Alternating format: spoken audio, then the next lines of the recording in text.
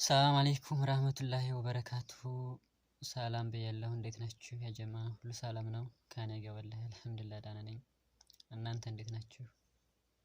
ከኔ ጋር ሁሉ ሰላም ነው።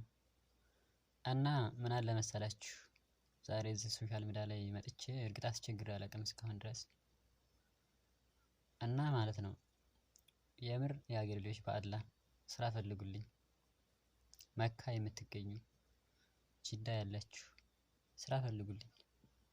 ወላሂ ስራ ከፈታሁ 6 ወር ሆነኝ። ስለዚህ ስደት አለም ላይ ደግሞ 6 ወር ያለ ስራ መቀመጥ ምን ያህል ከባድ እንደሆነ ሁላችንም የምናውቀው ጉዳይ ነው። እና ውድ ሀገሬ ልጆች በአላህ ብያለሁ። እርግጥ በአላህ ማለት አልነበረብኝም፣ ግን ደግሞ ያው ያለሁበት ሁኔታ በጣም አስቸጋሪ ስለሆነ ነው እንደዚህ ሶሻል ሚዲያ ላይ ወጥቼም ለመናገር የደረስኩት ማለት ነው።